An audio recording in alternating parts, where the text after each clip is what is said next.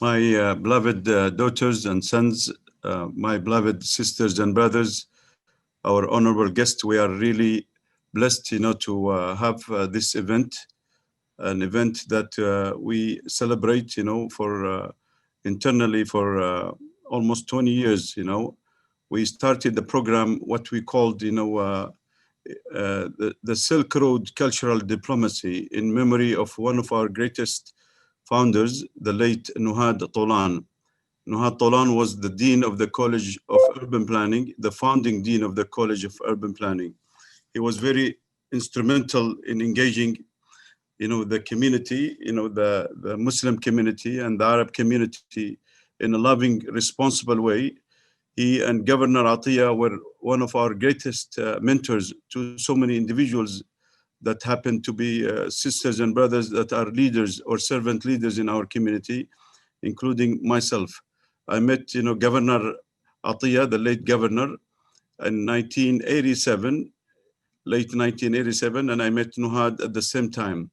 Both have been loving and caring. Both have been two great leaders. Governor Atiyah was a responsible Republican, and Nuhad was a responsible Democrat. And in a loving way, they were able to heal, the Arab community. They were able to heal, the Muslim community. They were able to integrate both communities, to become a responsible American. What it is, a responsible American is to be loving, to be caring, to be uphold, to the Constitution of the United States of America, to acknowledge the people that, have sacrifices, people that have paid their life, to acknowledge the genocide of the Native American. We are in a Native American land. We acknowledge, all the tribal and the ancestors, of these great tribes, contribution to the loving and caring responsibility. We acknowledge, to also the slavery of Africans, the West Africans, that historians say today that there were 30 to 70% of them were Muslims from West Africa. This is why the rise of the Malcolm X movement, the rise of the national movement of the Black movement, all of us, today we need to acknowledge these brothers and sisters that have sacrifices for us. And we thought, how can we engage the 45 ethnic groups that our students represents? The students that we represent today here, that you see them, they are representative second, third generation of American-born Muslims of 45 ethnics, of African backgrounds, of Asian backgrounds, of Eastern European backgrounds. They are all proud to be American, but also they are proud, to be whatever the hyphenated ethnic background they are. So we want to acknowledge this history. This is why we called it, the civil rights movement yesterday and the realities of today, the challenges. A year ago, I met a wonderful lady, an intellectual lady, a smart lady, a beautiful soul that, touched my heart, with her speech. I have known her for a while, but I never met her in person until last year at the Vancouver Baptist Church MLK event. That's my beloved sister, Rukaya Adams. We are really honored to have her. Sister Julie, our moderator, will be able to introduce her. I just want to reflect today that, the African American community, both the Muslims and the Christians, they have been instrumental, in getting us situated today. So do the Japanese American, so do the Chinese American, so do the Latino American, so do the indigenous people, and so do many brothers and sisters in European American or white people, whatever the label they feel comfortable with, that have stood up, against bigotry and hate. We have a gentleman here, our dear brother John Calhoun has been instrumental, in getting, the Muslim community to be situated and to be politically savvy, to integrate, and to claim, the public servants, to become elected officials. Today, we have 2 or 3 elected officials from Oregon. We have Commissioner Nafisa Fai in Washington County. We have Councilwoman Nadia Hassan, in Beaverton. And we have also a new appointee, Senator Casey Jama, in the Senate of Oregon. My beloved sisters and brothers, our young daughters and sons, my beloved mother always remind me, and my sisters and brothers, my siblings, the 18 of them, that it is very important that we claim the prophetic Prophet Muhammad, peace be upon him, approach of forgiving. Forgiving is a true virtue. In fact, the Prophet, peace be upon him, was a figure who was known for being kind and very forgiving. Compared to what we have to face today as an American Muslims with Islamophobia and anti-immigrant sentiments, the Prophet, peace be upon him, had to endure greater trials and tribulations from his own tribe in Mecca, his own people, the Meccans, the Quraysh. The people of Quraysh have even spat at the Prophet when he was returning home from the mosque after performing his prayers, but the Prophet, peace be upon him, never responded to hate other than with love, to bigotry other than to embracing that unconditional love that the Prophet ﷺ has said. This is how he was able to change the narrative. The sword of Islam is not a metallic sword.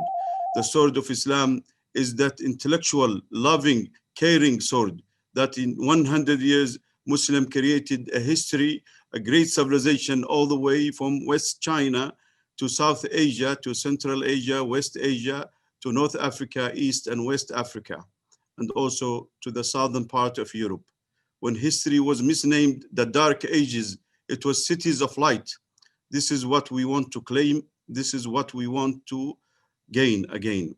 We want to heal America in a loving, responsible way, the way that Rosa Parks, the way that MLK, the way that our beloved, Malcolm X was able to change after the Hajj, that he was able to heal himself so he could heal, is America. And that's what we want to do. Without further delay, I welcome my dear sisters, my beloved sister, Rukaya Adams, and Sister Julie. Dr. Julie is our teacher here at the Oregon Islamic Academy.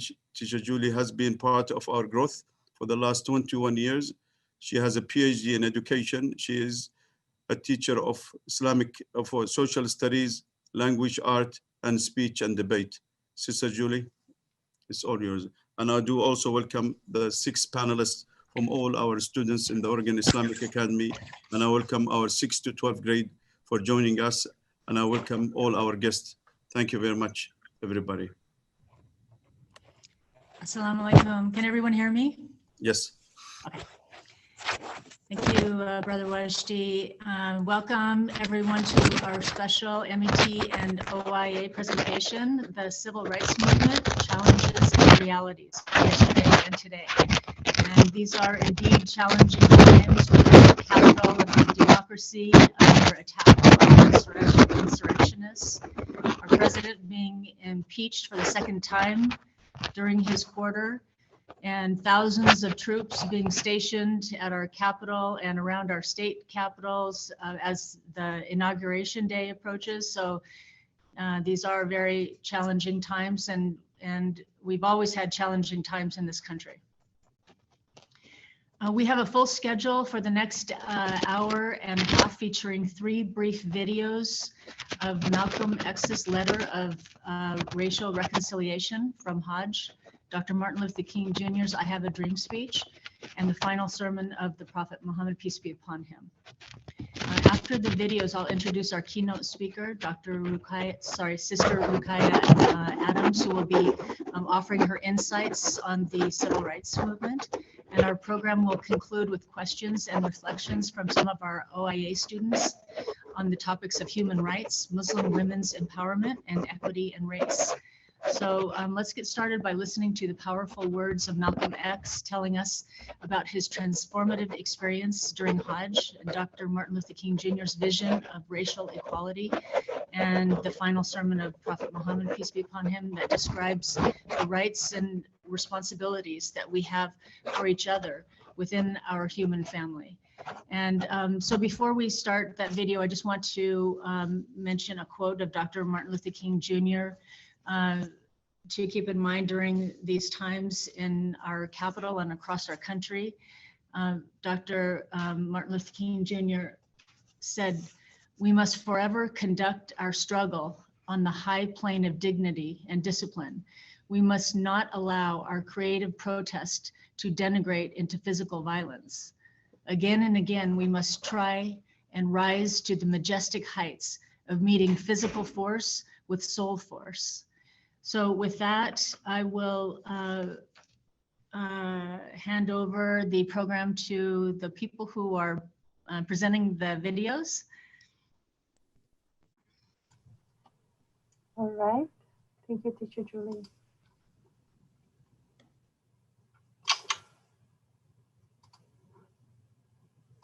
Never have I witnessed such sincere hospitality and overwhelming spirit of true brotherhood as it is practiced by the people of all colors and races here in the ancient Holy Land, the home of Abraham, Muhammad, and all the other prophets of the Holy Scriptures.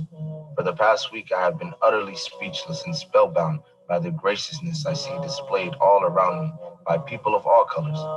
I have been blessed to visit the holy city of Mecca. I have made my 7 circuits around the Kaaba, led by a young poet named Muhammad. I drank water from the well of Zamzam. I ran 7 times back and forth between the hills of Mount Safa and Marwa. I have prayed in the ancient city of Mina, and I have prayed on Mount Arafah. There were tens of thousands of pilgrims from all over the world. They were of all colors, from blue-eyed blondes to black-skinned Africans. But we were all participating in the same ritual, displaying a spirit of unity and brotherhood that my experiences in America had led me to believe never could exist between the white and the non-white. America needs to understand Islam, because this is the one religion that erases from its society the race problem. Throughout my travels in the Muslim world, I have met, talked to, and even eaten with people who in America would have been considered white. But the white attitude was removed from their minds by the religion of Islam. I have never before seen sincere and true brotherhood practiced by all colors together, irrespective of their color. You may be shocked by these words coming from me, but on this pilgrimage, what I have seen and experienced has forced me to rearrange much of my thought patterns previously held, and to toss aside some of my previous conclusions. This was not too difficult for me. Despite my firm convictions, I have always been a man who tries to face facts and to accept the reality of life as new experience and new knowledge unfolds it. I have always kept an open mind, which is necessary to the flexibility that must go hand in hand with every form of intelligent search for truth. During the past 11 days here in the Muslim world, I have eaten from the same plate, drunk from the same glass, and slept on the same bed or on the same rug, while praying to the same God with fellow Muslims, whose eyes were the bluest of blue, whose hair was the blondest of blonde, and whose skin was the whitest of white. And in the words and in the actions and in the deeds of the white Muslims, I felt the same sincerity that I felt among the black African Muslims of Nigeria, Sudan, and Ghana. We were truly all the same brothers, because their belief in one God had removed the white from their minds, the white from their behavior, and the white from their attitude. I could see from this that perhaps if white Americans could accept the oneness of God, then perhaps too they could accept in reality the oneness of man, and cease to measure and hinder and harm others in terms of their differences in color. With racism plaguing America like an incurable cancer, the so-called Christian white American heart should be more receptive to a proven solution to such a destructive problem. Perhaps it could be in time to save America from imminent disaster, the same destruction brought upon Germany by racism that eventually destroyed the Germans themselves. Each hour here in the Holy Land enables me to have greater spiritual insight into what is happening in America between black and white. The American Negro can never be blamed for his racial animosities. He's only reacting to 400 years of the conscious racism of the American whites. But as racism leads America up the suicide path, I do believe, from the experiences that I've had with them, that the whites of the younger generation in the colleges and universities will see the handwriting on the walls, and many of them will turn to the spiritual path of truth. The only way left to America to ward off the disasters that racism inevitably must lead to. Never have I been so highly honored. Never have I been made to feel more humble and unworthy. Who would believe the blessings that have been heaped upon an American Negro? A few nights ago, a man who would be called in America a white man A United Nations diplomat, an ambassador, a companion of kings, gave me his hotel suite, his bed. Never would I have even thought of dreaming that I would ever be the recipient of such honors, honors that in America would have been bestowed upon a king, not a Negro. All praise is due to Allah, the Lord of the worlds. Sincerely, Al-Hajj Malik Al-Shabazz.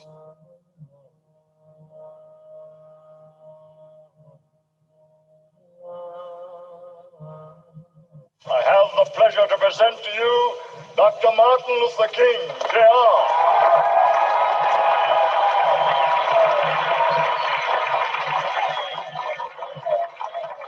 I am happy to join with you today in what will go down in history as the greatest demonstration for freedom in the history of our nation.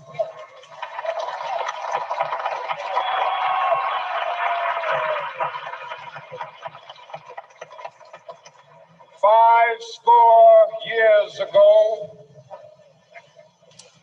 a great American in whose symbolic shadow we stand today signed the Emancipation Proclamation.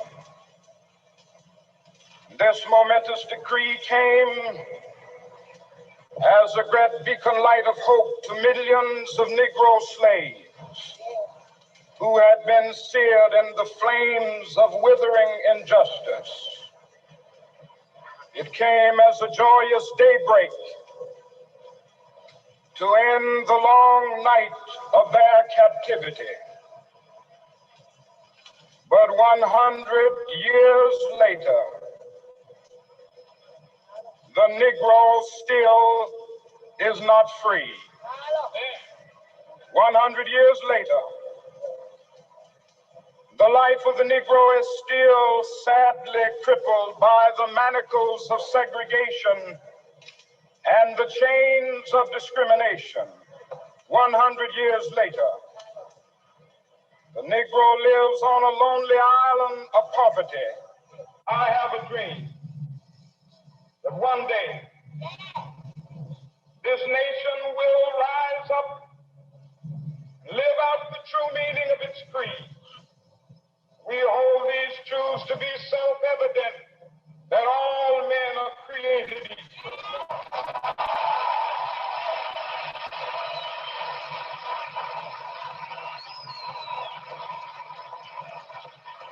I have a dream that one day on the red hills of Georgia, sons of former slaves and the sons of former slave owners will they be able to sit down together at the table of brotherhood. I have a dream that one day,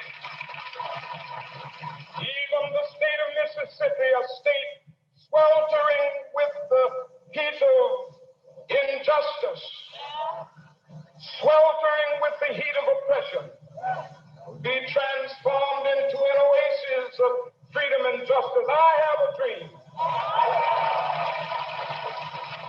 My poor little children will one day live in a nation where they will not be judged by the color of their skin, but by the content of their character. I have a dream.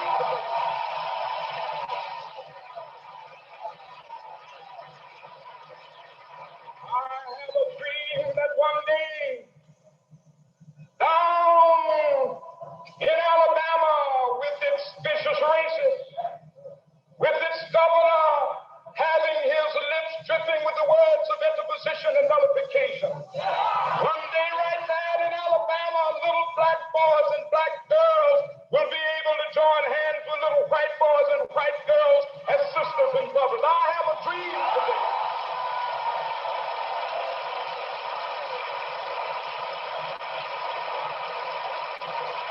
I have a dream that one day every valley shall be exalted.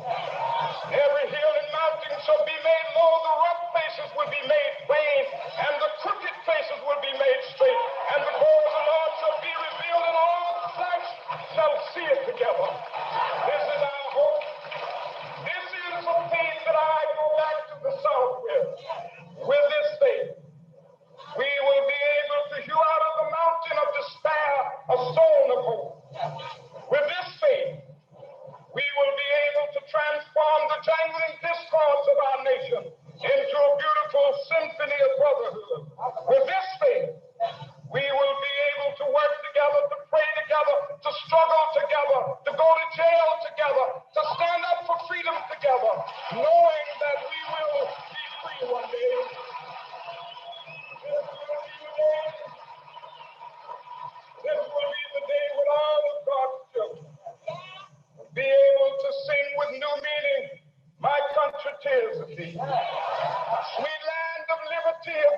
sing.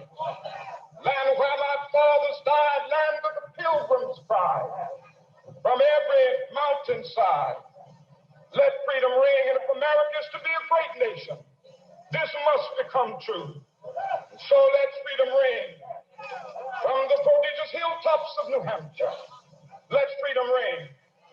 From the mighty mountains of New York, let freedom ring. From the hiking Alleghenies of Pennsylvania, let freedom ring. From the snow-capped Rockies of Colorado, let freedom ring. From the curvaceous slopes of California. But not only that, let freedom ring from Stone Mountain of Georgia.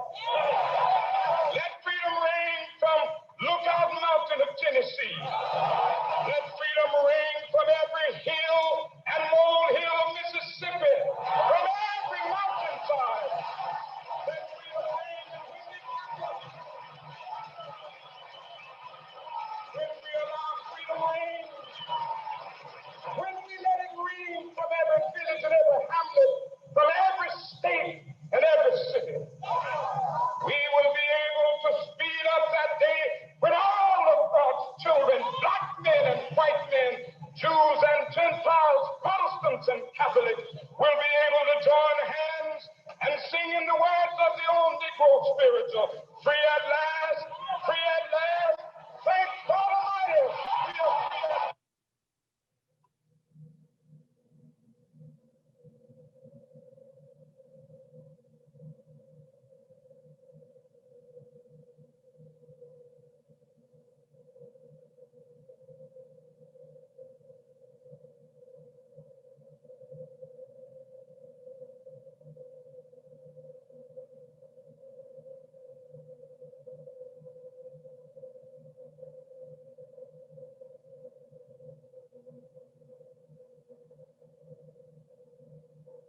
All mankind is the progeny of Adam, and Adam was fashioned out of clay.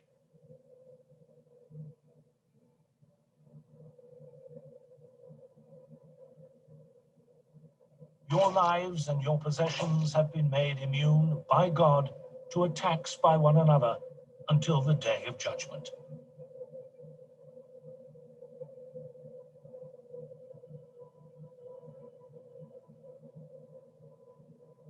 O men, you have some rights against your wives, but your wives also have some rights against you.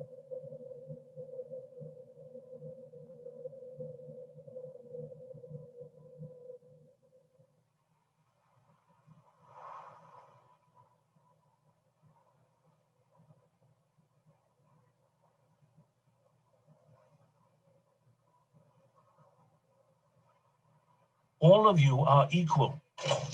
All men, whatever nation or tribe they may belong to, and whatever station in life they may hold, are equal. O men, what I say to you, you must hear and remember. All Muslims are as brethren to one another. Even as the fingers of the two hands are equal, so are human beings equal to one another. No one has any right, any superiority to claim over another. You are as brothers. What I command you today is not meant only for today. It is meant for all time. You are expected to remember it and to act upon it until you leave this world and go to the next to meet your Maker.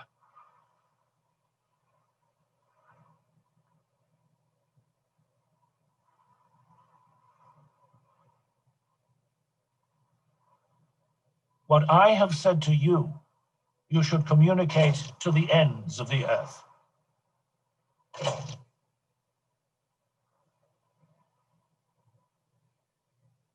This day have I perfected your religion for you, and completed my favor upon you, and have chosen for you Islam as religion.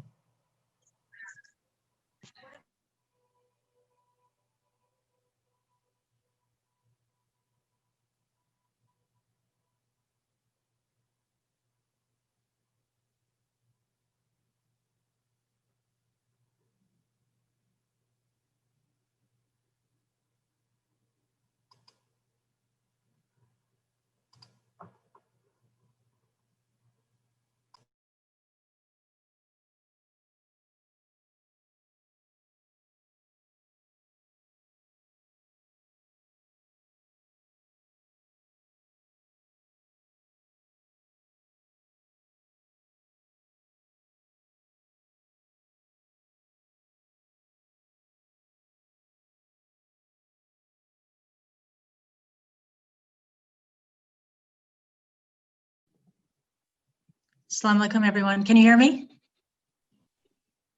Yes, we can hear you. Okay. There was a change in computer, so I'm having to kind of readjust. So right now I'm going to introduce our keynote speaker. It's an honor to introduce Sister Rukaya Adams. Rukaya is driven by the belief that we are all just trying to take care of one another. A desire to succeed in the capital markets for the benefit of everyday people brought Rukaya to Meyer. Before joining Meyer, she was Director of Investment Management at the Standard, where she oversaw the Capital Markets Fund. She started her career as a mergers and acquisitions lawyer at the law firm Skadden, Arps, Slate, Meagher, and Flom in San Francisco. Rukaya holds a BA from Carleton College with academic distinction, a JD from Stanford Law School, where she served on the Law and Policy Review, and an MBA from the Stanford Graduate School of Business. She serves on the board of directors of Oregon Public Broadcasting. She also serves as chair of the Oregon Investment Council, the board that manages approximately $90 billion for the Oregon Public Employees Retirement Fund. In the past, she has served on the boards of the Black Coalition on AIDS and Portland Center Stage.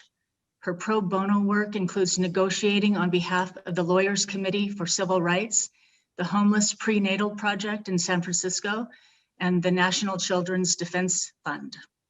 Rukaya's proudest moment as a lawyer was serving as a voter rights advocate in Ohio on Election Day in 2008 with Council for Change. Rukaya joined Meyer in 2014, and she's a member of Meyer's executive team. Please welcome Sister Rukaya Adams. Thank you, Sister Julie. Looking at your face, I feel like we're old friends, and I'm trying to rifle back through memory to remember when we became acquainted, but I feel like I know you somehow. It's an honor to have you.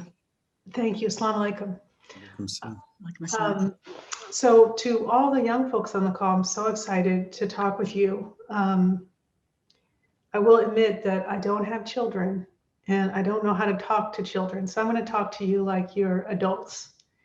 And at this point, glancing through the screens, you've learned more than most people in human history. You have more education than most Americans at this point, frankly. So today's conversation will be an adult level and serious conversation, and I expect to learn as much from you as you will from me. In the days leading up to this, I lost a little sleep thinking about what to say to you, and I decided not to be too formal. I understand some of you have read a speech that I gave, a formal speech that I gave last year on this occasion, and so that formal speech will stand in for my formal speaking voice here. And to the team at Met, if you want to share that speech in the chat room for the other people who may not have received it, I'm fine with it being shared. But there are 4 things I'd like to say to the students and spend the majority of our time in discussion instead of listening to me talk to you. The first thing I'd like to say is that the civil rights movement that you saw demonstrated in the clips of Dr. King and Brother Malcolm, the civil rights movement is not over. It did not end in the 1960s. It did not begin in the 1960s. And all of you are a part of it today. You are a part of a long arc of work and commitment and faith that will lead to justice. If you can imagine the words of Brother Malcolm and Dr. King on an arrow, and the arrow being shot into the future, I want you to reach up and grab that, because all of us have a responsibility to continue the work. The civil rights movement, my first point is, the civil rights movement did not end. It's alive. It's with you every day as you make your way through the city. The second point I'd like to make is that clip of Dr. King talking about his dream, the charismatic story he told. That was actually not the speech he was supposed to give, as some of you will have seen in my more formal speech. He was going to give a different speech. And it was the exclamation of a woman, Mahalia Jackson, a singer, that forced him out of his prepared speech into more inspired words, into more inspired rhetoric. It forced him to take a chance with that audience that day. The lesson that Dr. King learned that day was to seek inspiration or shine, or maybe in your language, young people, hype. Get that hype from anywhere, wherever you need to get it to inspire you to take risk and speak with your own authentic voice. Do that in search of social justice. The third point I would like to make, and this is the hardest one, is that we're in this complicated moment that feels weighty and heavy. We have a pandemic affecting our bodies. We have social justice movements calling out racism and unfairness in the systems. All of you experienced that making your way through the world. And then we have this political system that's in turmoil, and our bodies and ideas are under assault. They're threatened. The way that we framed this moment has been so negative, but I want to turn that perspective on its head for you young people. And let me tell you why. Right now in the United States, we're probably having the most consequential discussion about social justice in all of US history. And that includes the time of Malcolm and Martin. We are having the most important narrative discussion between young minds and our Constitution and an old system that was set up to oppress some people. This is very exciting because America's becoming what we imagined when she was formed. When our country was formed, we had this Constitution that set out high ideals about equality and freedom. We had founding fathers who wrote books and treatises on the ability to vote and how important that is. But at the time of our founding, women didn't have the right to vote. So not everyone was equal. At the time of our founding, we had this massive system of enslavement. The founding fathers knew when they were writing those aspirational documents, our Constitution, the Bill of Rights, lots of the Federalist Papers, they all knew that we weren't actually the America that they aspired to be. They didn't actually live America. Young people, you have the chance to actually live it. This moment we're in is painful because we're growing, we're evolving, we're transforming in order to have a more perfect union. You heard it in Dr. King's speech in the clip we saw today, where he said, one day this nation will rise up and live out the true meaning of its creed. Young people, that nation will be your America. So this moment is scary. It is weighty.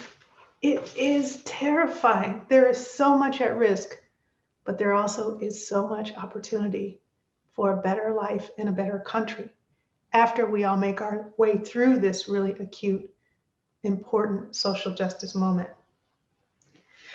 The fourth thing I'd like to say to you before we open it up into discussion is that the work of social justice is not one person's, it's not one generation's. Like I said, the civil rights movement didn't start with Dr. King and Brother Malcolm. It didn't end with him. It didn't start with you, and it won't end with you. You won't solve all of the justice issues in the world, but our responsibility is to make some progress, to move our thinking and our country, our economy, our churches, our mosques, our masjids, our cathedrals, our schools, our families, to move them forward so that more of us enjoy that ideal America that we set out at our founding.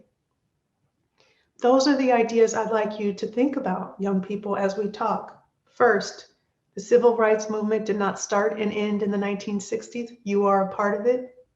Second, look for inspiration around you. And when your hype person is telling you to be bold and brave, do it. You never know where it will come from. For Dr. King, it came from a singer named Mahalia Jackson. The third point is America's becoming.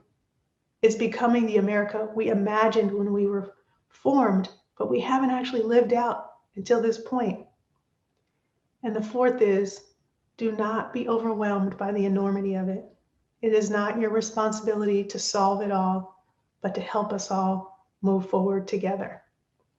With that said, I would rather spend the rest of our time together in conversation because I'm so excited to hear your thoughts and questions. I am so excited at the America that you look out on for the next 50 years. I'm old, I'll be gone. I can't wait to hear your ideas about where we should go. So Sister Julie, with that said, I would like to engage with these young minds about social justice and civil rights. Okay, thank you, Sister Rukaya. You've already given us a lot to think about, and our students have several questions for you. And I want to introduce them now. I'm proud to introduce our 6 panelists from the Oregon Islamic Academy High School, who will ask you a few questions about what you've just mentioned. And they have a few prepared questions, and also perhaps some questions have come to mind spontaneously as you spoke just now. Their questions will be on equity and race, Muslim women empowerment, gender equity, the civil rights movement in general.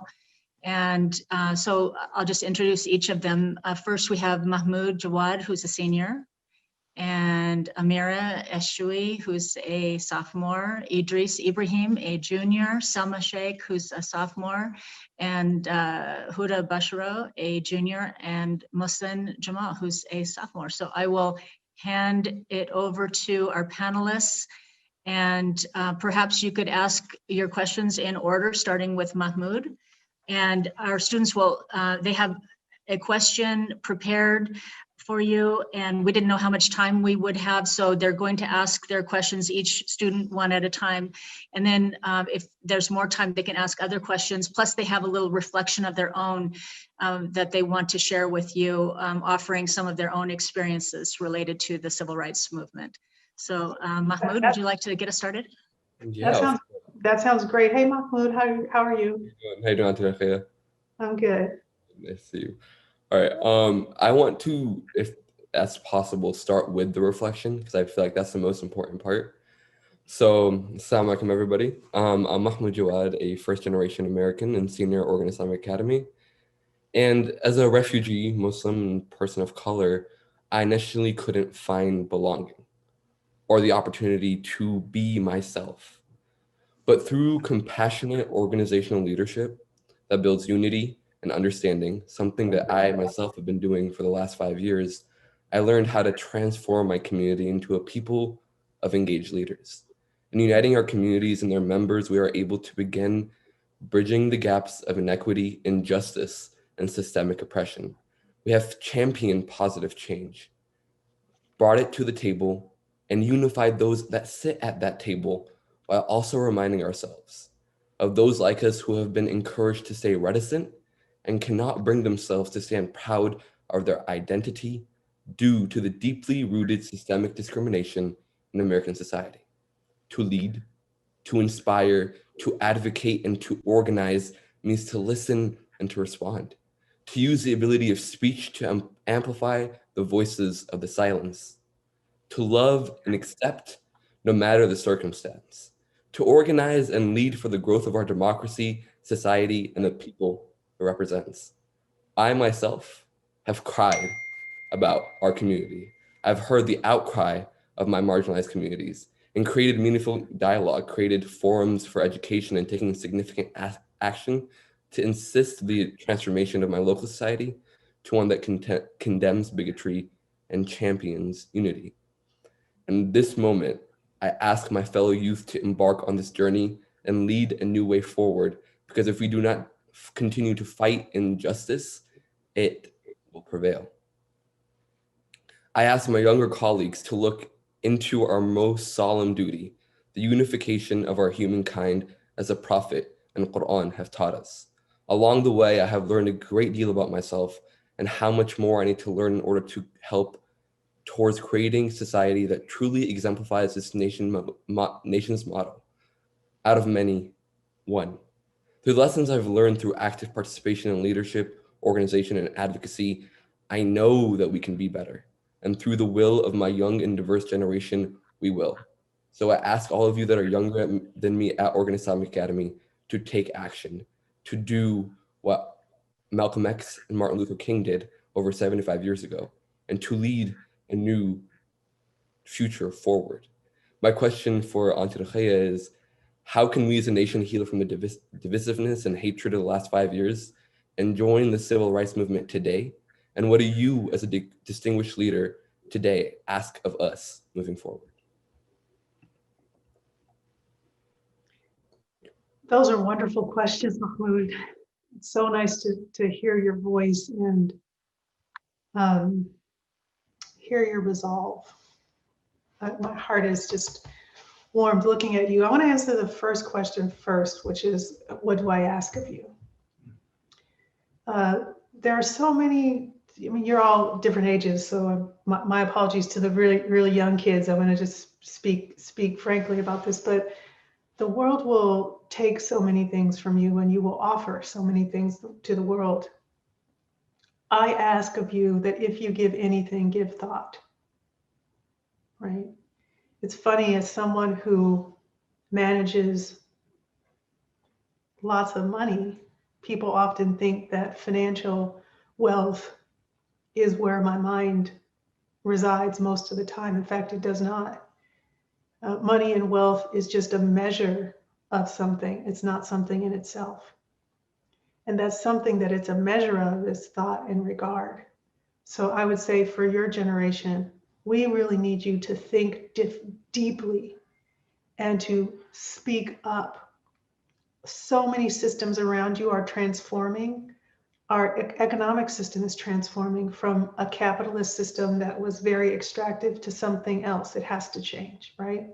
Our political system is changing from a system where a very small group of people were designated to represent all of us, and we don't like that, and now we're changing it, right? Our climate is at a point where we can't continue to warm the planet, or else there will be serious consequences for you all. We're at a time where we really need your thought. We need your voices.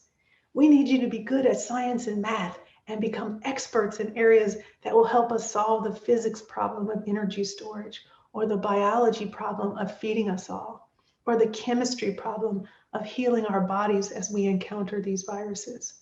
So to be direct, I want your thought and I want to hear your voices. I do not want you to be silent. On the question of healing, I really loved the way we started this discussion, because it started with a call for togetherness. You saw the images of Hajj that we saw animating Brother Malcolm's perspective. All those people were together. They were united by faith in humanity. The image of Dr. King giving that speech in the mall in Washington, there were thousands, tens of thousands of people there thinking and acting together. So I think a part of our healing process in the after times, when we can physically be in the same space together, is to reconnect with that togetherness, to realize how connected we are, not just financially, not just politically, but spiritually, and walk into that togetherness. That's another thing your generation will do for us. 2 generations ahead of you, people thought that they were individuals and that we could accumulate wealth for ourselves and pollute the planet and basically not take very good care of each other. But your generation won't have a choice. So I would say you will teach us togetherness, and that will be the way that we heal. Thank you for the question. Thank you very much. That was a very profound answer. That touched my heart as well. Thank you. Thank you, Mahmoud and Rukaya. And I just wanted to add something that Malcolm X said that's related to what you said about deep thinking and the importance of that. And speaking up, Malcolm X said, I have always kept an open mind, which is necessary to the flexibility that must go hand in hand with every form of intelligent search for truth. So I thought that was a quote that related closely to what both of you were talking about in terms of. That's right, Sister Julie. I tell you, we often value rhetoric, right? The spoken words of Dr. King or Brother Malcolm, but those spoken words were preceded by years of reflective thought and spiritual inquiry. And so rhetoric is just an output. The outcome is the thinking. And that comes from being educated and informed and having a breadth of experiences and friends who are different than yours, understanding social systems and economics that are different than ours. It's that kind of deep thinking and experiencing that leads to the clarity of rhetoric that we heard from Dr. King and Brother Malcolm. Thank you, Rukaya. We'll move on to the next panelist, Amira. Hi, Assalamu alaikum. My name is Amira Shdewi. I'm a Libyan American Muslim and a sophomore here at Oregon Islamic Academy. Before I begin my question, I actually wanted to mention how you said that wealth is just a measure, and it reminded me, I actually recently watched your 2016 TED Talk and how you compared and analyzed the wealth measures between African Americans and the rest of the US families. And so I just wanted to mention that because it was a deep analysis and how, you know, that was 2016, or if you conducted it beforehand, you know, 2021 now or 2020, if there's a difference in increase or decrease. And my main question is that, you know, MLK once said that, you know, we must develop and maintain the capacity to forgive. And forgiveness is so important. But in today's society, we witness the importance of human and civil rights like never before. You know, the African Americans are being, you know, they're through years of protests, just fighting for their rights, whether that's women fighting for their rights with equal pay or opportunity or body rights. And so from their point of view and others, do you agree that forgiveness is important in order to continue forward? Some might perceive forgiveness as that they don't deserve it. And if so, how can forgiveness be achieved when they've been through so much struggle, as it can be hard to overlook the bad?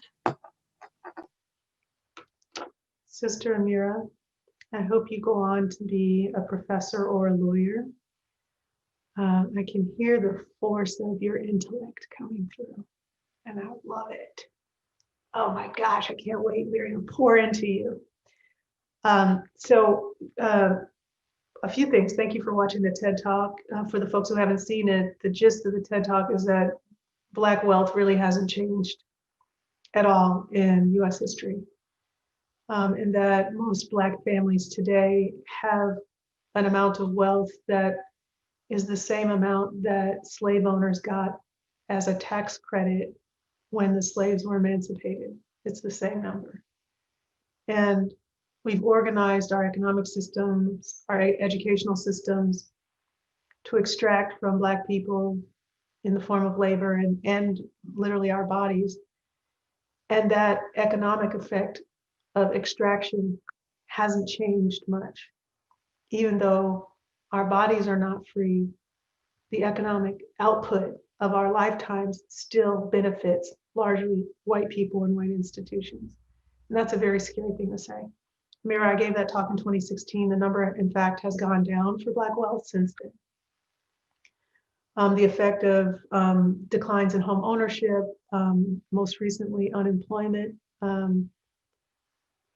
have actually reduced Black wealth to a negative number. We also haven't begun to see the economic impact of COVID-19 unemployment and job losses on a demographic basis. We know that mostly women are losing their jobs, but I think as time goes on and we have more data, what we will see is that women of color have lost their jobs disproportionately. And I'm pretty sure we're going to see Black and Indigenous women having the most losses. So that 2016 TED Talk, I think the conditions and economic wealth measures are actually worse than they were then. To the question of forgiveness, there are two concepts that often get wires crossed. There is the social or spiritual act of forgiving and the legal act of accountability. And you can have different combinations of both. You can have people who are forgiven, but who are held accountable, people who are forgiven, but not held accountable. You can have lots of different combinations. But I want to be clear with you, Amira, and your thinking that forgiveness does not mean that people are not held accountable for their actions and for the consequences of their actions. So you can spiritually forgive and still legally hold people accountable.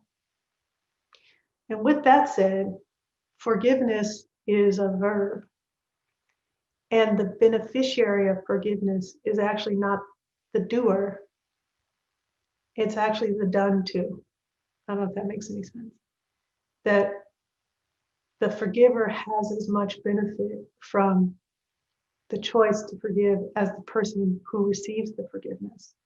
So in addition to distinguishing the difference between forgiveness and accountability, for young minds here, as you encounter the world and have all these horrible things done to you, and as you inherit histories of horrible things, I think you have to choose to be liberated by forgiveness rather than offer it as a gift for someone else to experience independently of you.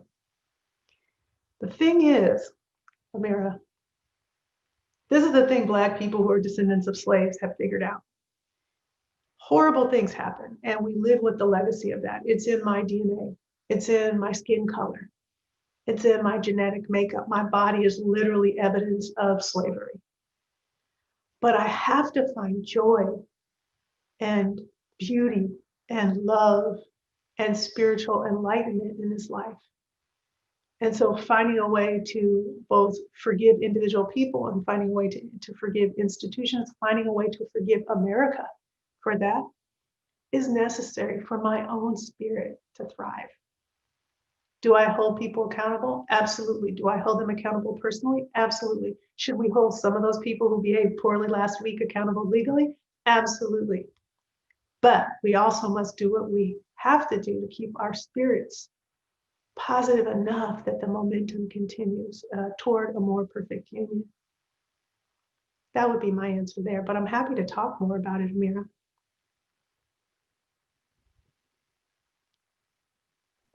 Thank you, Rukaya and Amira. That's a very complex question and answer. It reminds me too of another Martin Luther King Jr. quote that states, "Let us not seek to satisfy our thirst for freedom by drinking from the cup of bitterness and hatred." Yeah, he also said, Sister Julie, that we may have come on different ships, but we're all in the same boat now. Thank you. And with that, we'll move on to Ibrahim. He's a junior. Idris.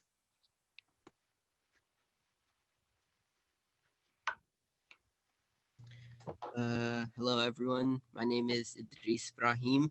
I'm a junior at Oregon Islamic Academy. And my question was, in your opinion, what do you think is the best way to go about implementing spirituality, morality, and ethics into modern society in regards to race and gender equity? Sister Rukaiyah, if you allow me, I want to introduce Idris. Idris is a walking Quran. He knows the Quran by heart.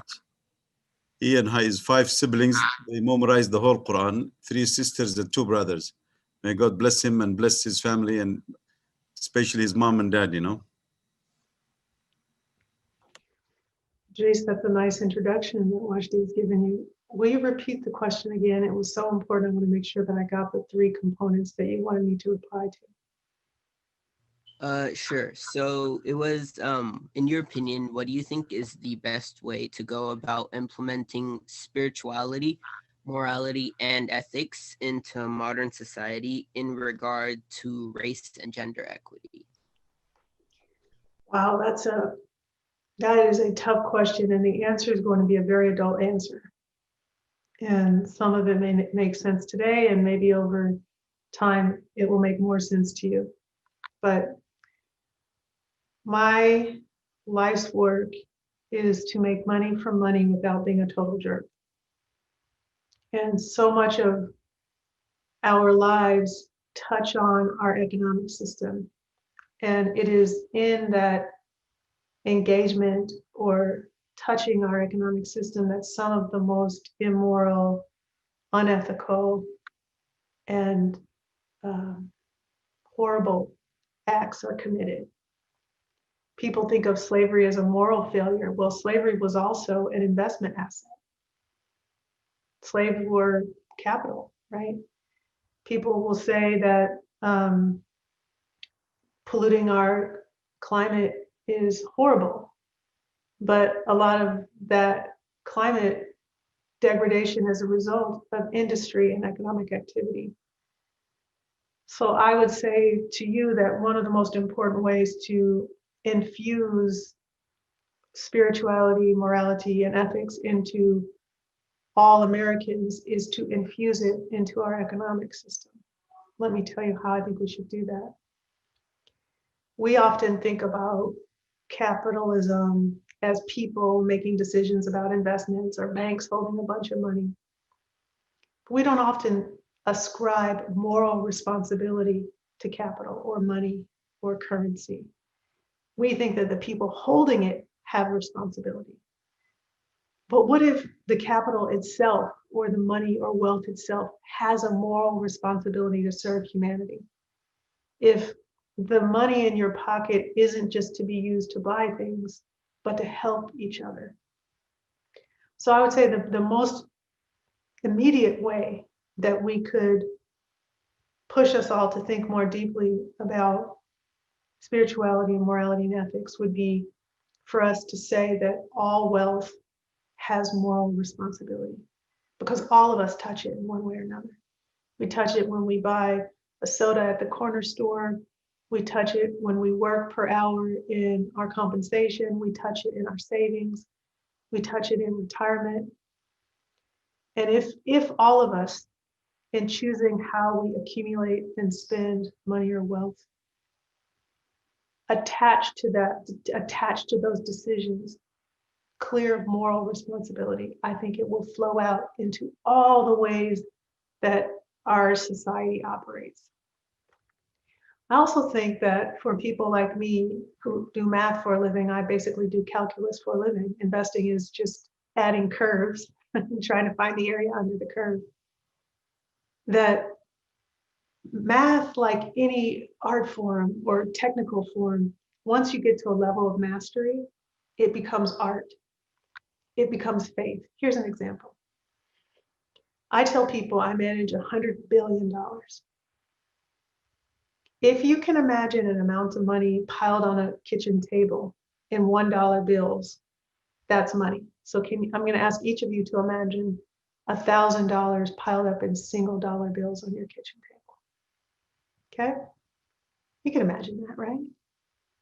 Now imagine $1 million in single dollar bills. Would it fit on your kitchen table? How much space does that take up? Now I want you to imagine $100 million piled up on a kitchen table. Would it fill up your whole house? Could you even do that?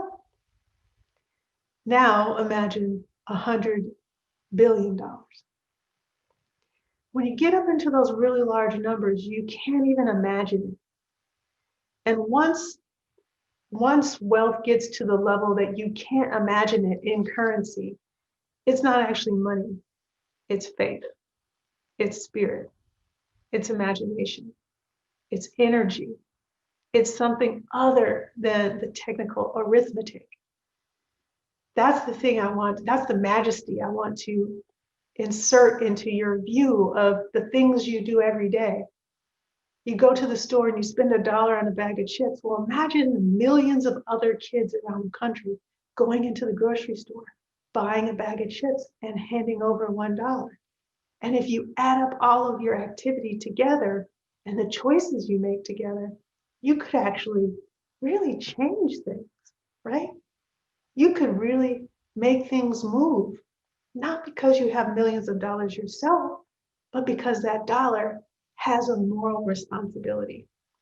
So anyway, Idris. What I'm saying is I believe the best way to infuse our society with morality and spirituality and ethics is to ascribe to our capital moral responsibility to serve humanity. And that would include all of you. All of you. Does that make sense? Am I making any sense to you? Let's have a conversation about that. Yeah, I think that was a very great way of putting it into perspective, because it makes it easier for all of us as individuals to visualize it and imagine it, rather than it just being a concept that exists. So I think that was a very great way of putting it. Yeah, and here's the thing. Most people think that they work for money. No, money works for you. Wealth works for you. Our economic system belongs to you. The challenge that you all have is coordinating your actions. But technology is making that easier for your generation than it has been ever. I mean, can you imagine for your grandparents who didn't have cell phones, how they could coordinate a march on Washington? How did that march happen that Dr. King spoke at? They had to plan months in advance. They were writing letters in the postage, right, through the U.S. postal system to coordinate what happened there. You guys have supercomputers in your pockets. You can coordinate. And so I really want to light the fire in you, is that you have the power to do these amazing, massively coordinated actions to push us to think about ethics and morals and spirituality. So use it. Thank you, Idris and Rukaya. And hopefully our students will end up in positions like yours, where, such as in your introduction, you have a desire to succeed in the capital markets for the benefit of everyday people.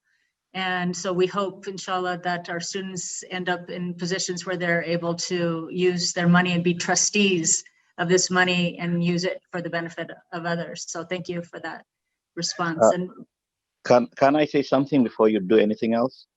Mm-hmm. Actually, my name is Ali Ibrahim, and I'm from Somali Oregon Service Center, Somali community. The reason I'm interested in this meeting is because I'm taking a certificate of human rights consultant on January 30th. So I might very appreciate about this kind of meeting, and to know more about the human rights. So that's the main thing that I just participated in this meeting since you invited me. So thank you very much, guys. Thank you, Ali. Thank you, Ali. And there'll be a chance after the students finish their questions. There'll be 3 minutes to allow the public to address to our beloved respected sister Rukaiyah. If you can just be patient until the 3 other students address their questions. Thanks, Thank Ali. you, thank you, Wajdi. so next up is Selma Sheikh. She's a sophomore. Go ahead, Selma. You can ask your question. Hi, it's really nice to meet you, Rukaiyah. As was said, I'm a sophomore here at Oregon Islamic Academy, and I'm a first-generation Somali American Muslim woman. And my question is about, have you really seen an improvement? We've seen a lot of change in the world, especially recently. And we've seen a lot of hatred and violence, but we've also seen people take a stand and speak up. So have you seen an improvement, and are you optimistic about the future? And if so, how do you stay optimistic? Thank you. One more thing. And what advice do you have for an aspiring lawyer such as myself? Thank you.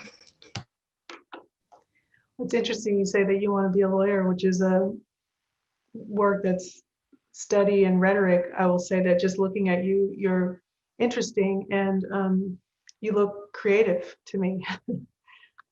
So it's interesting to know that you're thinking about the law.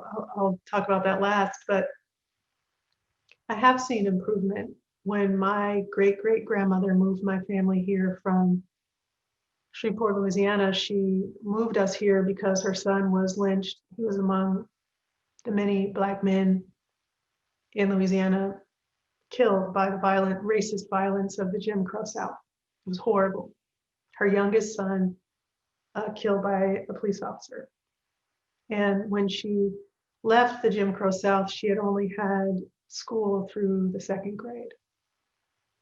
And when she arrived in Portland, she rented an attic apartment with no bathroom in a neighborhood that was called Lower Albino, where the Memorial Coliseum is today. And she wrote in her Bible, "Dear God, I hope I've made the right choice in moving my family to this place." She had no power to push back on the violence that happened in the South. She had no power to push back on gentrification and discrimination in Portland. 2 generations later, Salma, I have a Juris Doctorate. I control the largest pool of capital in the state, and I have the social and political power to speak in ways that she did not. So yes, I see improvement on a larger national scale, and I feel it running through my veins. So yes, it gets better. Now, with that said, is it best yet? Is it equal? No, it is not.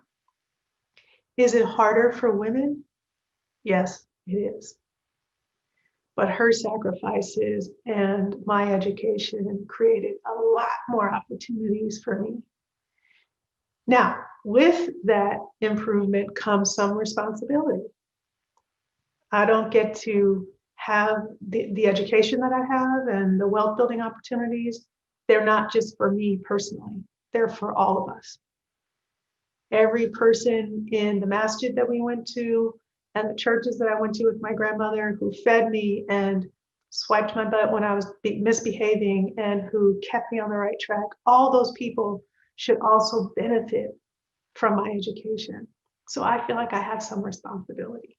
So yes, I do feel like things have improved. Did that stop a police officer from putting his knee on the neck of George Floyd and choking him to death in the street? No, it did not. And there will continue to be injustices, but I also think overall we're marching toward a more just America. I can see in your resolve and that of Amira that we will continue marching, that the crudeness of my success will pale in comparison to yours, which is really exciting. You guys are the best of us. So part of what keeps me optimistic is seeing your young faces and hearing the mesmerizing intelligence coming from you guys. When I was your age, I was scratching at the dirt, trying to mimic dance moves from MTV. I had no conception of the wider world that you have.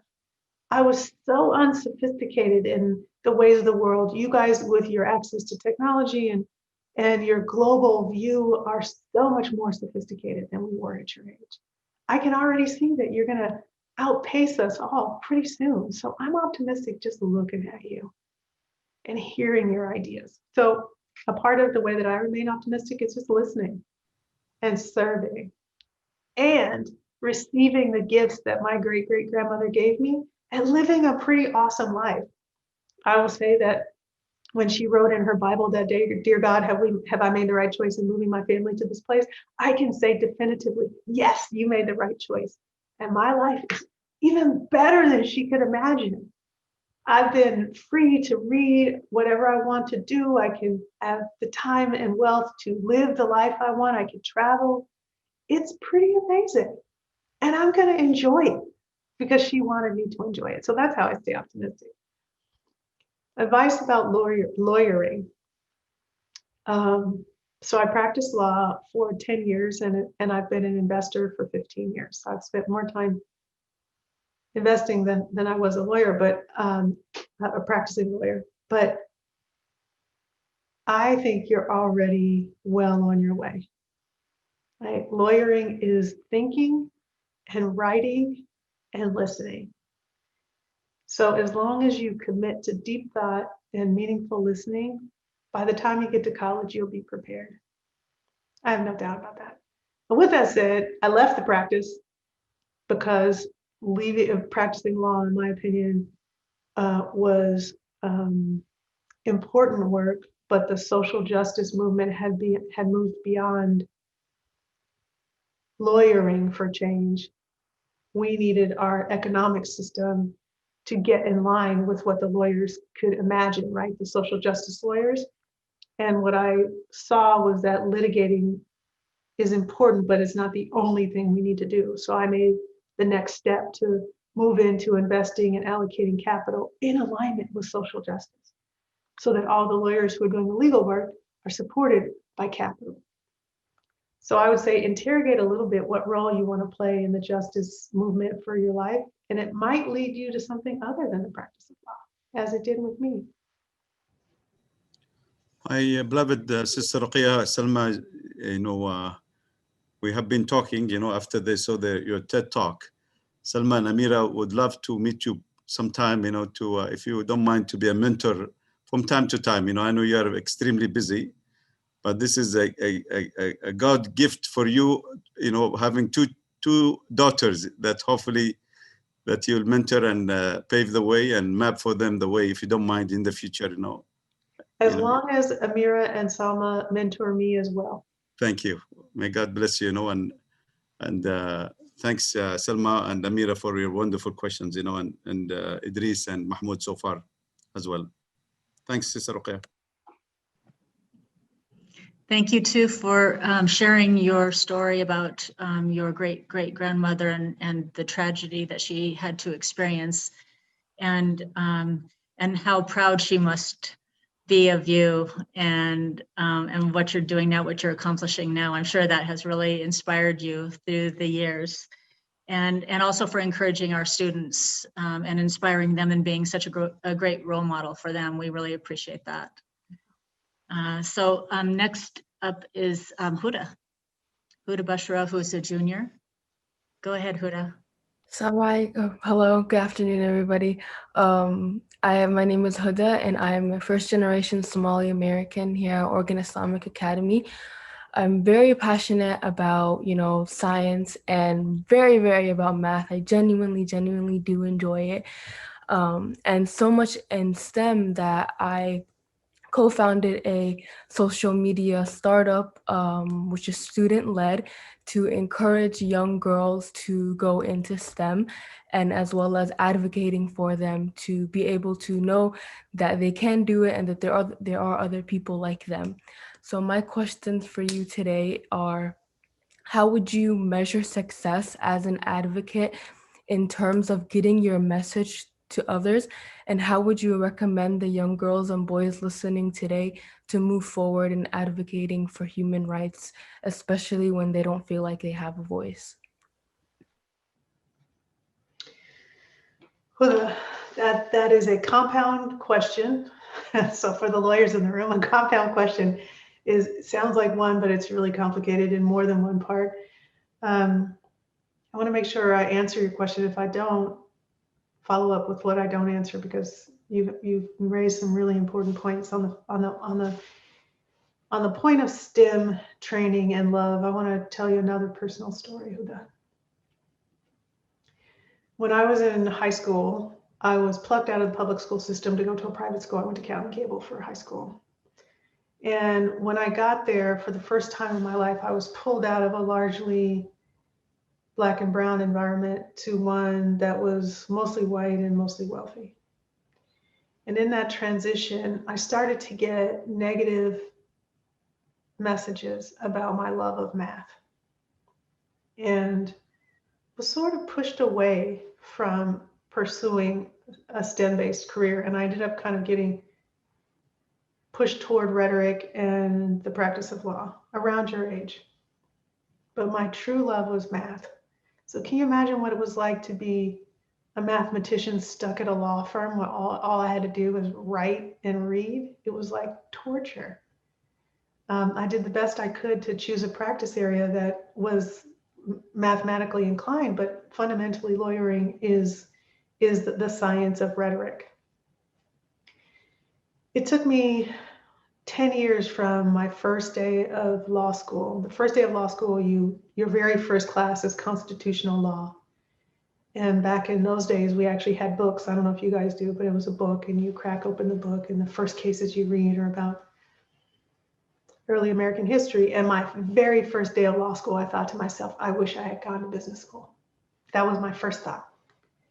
And it took me 10 years from that point to make that change.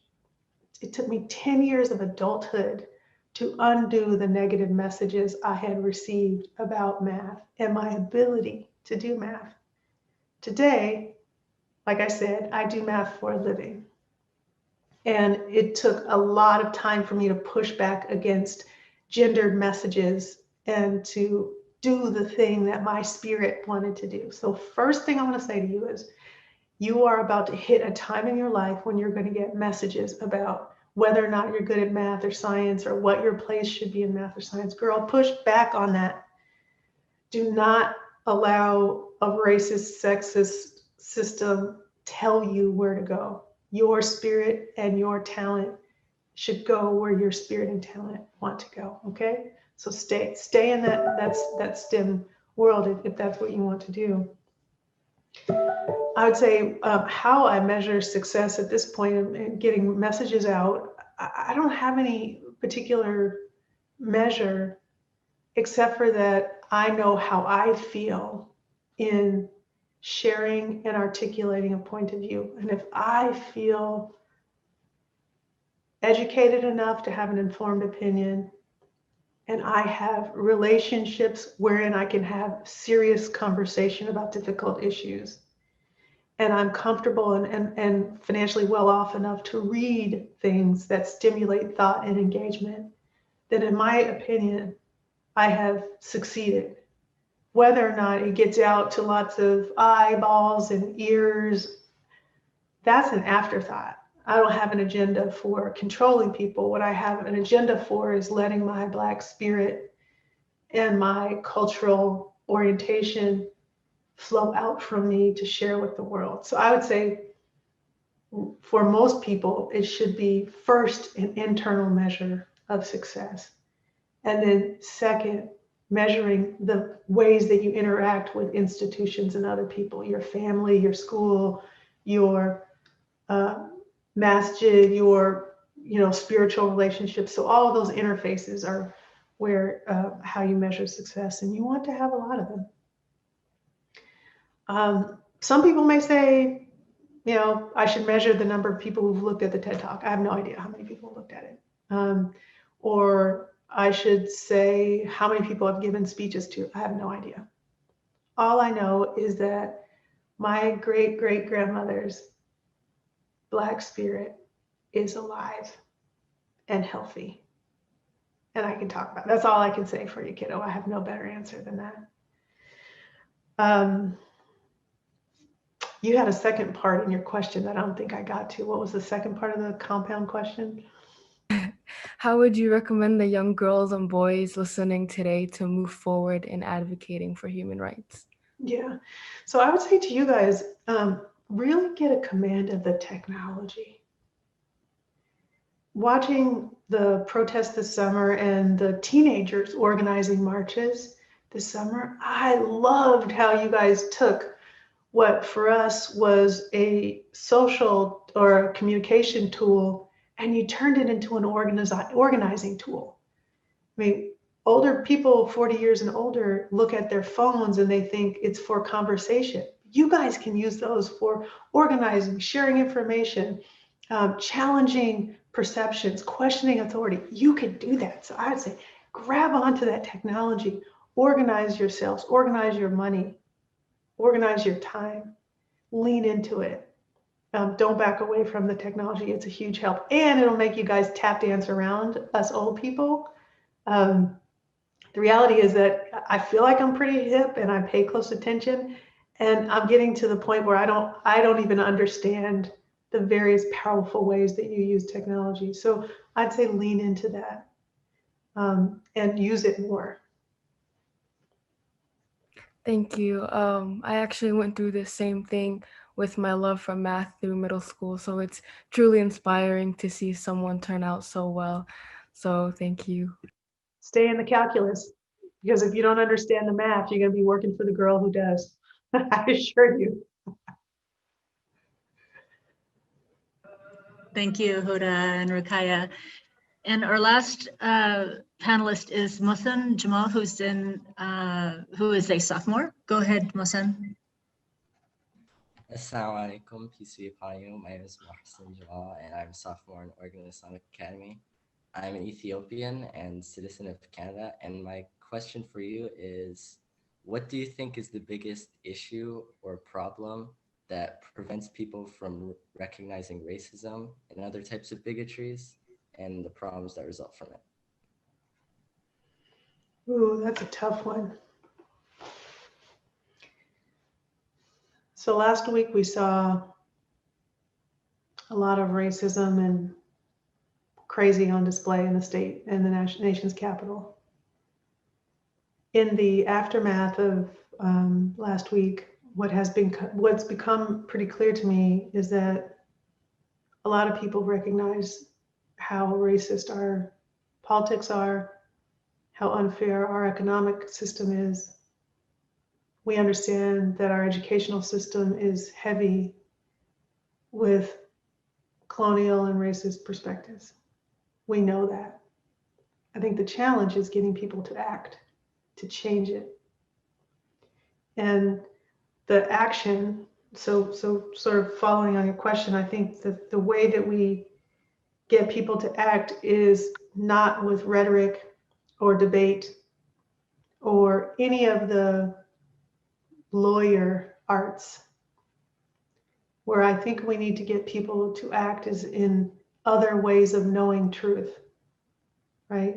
And those other ways, so a lot of the debate in the last week has been legal truth or factual truth, but there are all these other ways of knowing truth. I mean, you guys experience it. Sometimes your intuition tells you when there's a truth out there that maybe you can't quite articulate with words, or sometimes you'll see a work of art and the art will stir something in you and help you know something, even though you can't really describe it with words. Or you'll see a beautiful sunset or sunrise and you know there is a God because you see it and you feel it. It's not because some scientist has told you or because some lawyer put it in the Constitution. So I actually think we need to spend more time in our civic life embracing the other ways of knowing. That angry mob in Washington, D.C. needed to be touched in a way that was not legal or argumentative. So I guess that's a long-winded way of saying, I think people know that the system is racist and that the system is unfair and that colonialism is toxic and that this whole way of organizing our economy and society is off. I think we get people to act by questioning the need to act in our spiritual spaces, in our creative spaces, in our empathic spaces, and really try to push people to truth and knowing in ways that are not rhetorical. So that would be my thought. And the way that I do that in the world is to try to talk about why change is a moral imperative.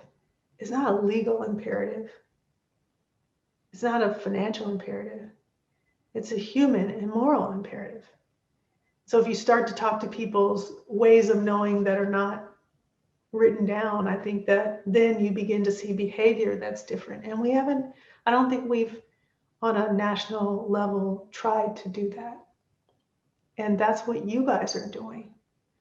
I mean, watching young people organize those protests this summer, you don't have the rhetoric or the legal framework yet, but you know when stuff isn't right. You know when, you walk into a store and someone's watching you, you know how that feels. Or if you have a hijab or face covering and people look at you sideways, you know that's not right. So we got to get into those spaces of knowing that are not legal. And I think then we'll get people to act and change. And that's my honest answer.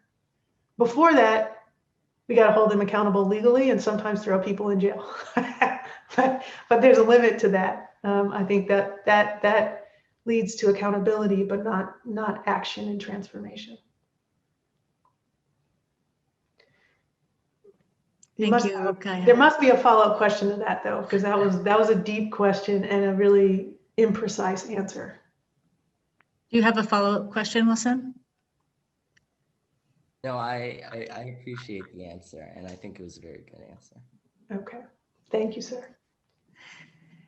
Before we move on to opening up the presentation to others for their questions, I just want to thank you, Rukaya, and our students for asking thought-provoking questions, and Rukaya for sharing yourself with us, your feelings, your ideas, your experiences, and helping our students to navigate their next steps into the future and figuring out ways where they can put this knowledge that you've shared with us into action. So we really appreciate your sharing all of yourself with us. We feel like we know you in this short amount of time, and that hopefully you feel like you know us too. And inshallah, you can come back and continue this conversation with us. So with that, I'll turn it back to Brother Wajdi and get some guidance as to how we should move forward, because we're at 12:30 right now. So Brother Wajdi? With your permission, Ruqayya, if you don't mind, 5 minutes more. Sure, I have something at 40, but yeah. Thank you very much, Julie, and thank you very much, our young leaders, and they are members of the Honor Society, and they are members of the Oregon Islamic Academy. Ruqayya, just for your information, we have over 45 ethnic groups here at the Oregon Islamic Academy, the Muslim Educational Trust campus, 72 languages spoken, and representing Asia, Africa, and Eastern Europe, as well as North America and Latin America. We are very happy community. We are very engaging. We feel that we are going to claim the narrative back, of an added value to our society.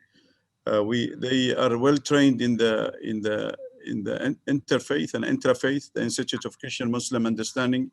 We happen to have Jennifer Grosvenor. She was our former co-chair, and the Arab and Jewish Muslim Dialogue, and the Beloved Community Coalition. And these young men and women, they get trained, mentored, and they are serious. They want to be healers and unifiers. And they want to claim the future. And nobody prepared them for the questions. It is their own questions. If you have seen, and may God bless them. And Ruqayya, we are very thankful. I just want to acknowledge, our former president of Portland State University, Dr. Judith Rameli, is with us. Our, trustee of the Murdoch Trust, Jeff Grubb, is with us as well. And our former director of the Nonprofit Association of Portland State, Sharon Hasinger, and our great Latino leader in Washington County, and one of the founders of Virginia Garcia, Hector Hinosa, and our former city of Lake Oswego, councilman Jeff Goodman, and many others that are here with us, from the larger community. We're very thankful. We have hit, over 927 audience between Twitter and WhatsApp and YouTube, and also, registered online. Ruqayya, you are a very popular lady, and may God bless you for being a great model, for us, to follow your footsteps, and the footsteps of our forefathers, foremothers, that have sacrificed to make us today what we are today. We are hopefully one day we are going to go over this world map, and we'll see no boundaries. These boundaries that are made by human beings like us, by colonial Britain and colonial France and Spaniards. So we hope one day we are going to travel the way that forefathers and foremothers traveled from Yemen with coffee, from Yemen frankincense, all the way to China, to North Africa, through the Silk Road cultural trade. May God bless you, Ruqayya. Brother Ali is the president of the Somali, center. Ali is a leader. He has an MBA, and this is a new organization that has been created in the last 6 months. Ali, if you are still there, you had a question. Ali Ibrahim. I will note, I also saw that Supreme Court Justice Adrian Nelson was on the call earlier today too. So this is quite an esteemed What a blessing, you know, I didn't, I'm sorry, I've been squinting here left and right, and Judge Nelson, what a blessing to have you as well, you know. Well, thank you for doing this. It's an incredible event, and I so appreciate the words of inspiration that Rukaiyah gave to the students and to all of us. You know, it's important to recognize our history as it shapes our present so it can provide guidance in the future. Thank you. Judge Adrian Nelson, you are one of my cup of Yemeni coffee. You are a great leader in our public square, and you promised that one day you're going to be having time for our youth, you know, to ask. I will make time. I will do that. That promise continues. I will make good on it. Thanks, my beloved sister. Thanks, Supreme Justice. You know, this is one of 5 series to celebrate African American history. So, you know, towards civil rights yesterday and realities of today. So we'll send you an invitation. Maybe you can be the 3rd speaker if you don't mind. Thanks, Supreme Justice. You know, any other? All right. Thanks, my dear. Any questions? That's good. Rukaiyah, we love you. We respect you. And we met your beautiful, wonderful husband, you know, Mr. Lee, you know, is a Chinese American, a bright man, and always bright ladies attract bright men, you know. You know. Well, actually, I've never told you this, but you look like one of my brothers, which is why I can't tell you no. That's the issue, is that you literally look like my brother. The picture I took with you at the Vancouver Baptist Church is in my office. I hang it there. I always pray for your well-being, Rukaiyah. You are really, honestly, and you uplifted our morals. You know, last year it was the peak of Yemen civil war, or the proxy wars. You know, but listening to you, I came out of the church, you know, very uplifted. You know, the power of the words. You know, the power of of the pen is mightier than the power of the sword or the weapons of mass destruction. You know. Okay, you are an inspiring lady. May Allah bless you, and may Allah bless your family and bless your mom and dad, you know, as well. Okay. Thank you very much. Can we all of us give a big round of applause to Rukaiyah for online, please? Bye, kids. Thanks. Thank you very much. Thank you. Have a good day, everybody, and see you soon.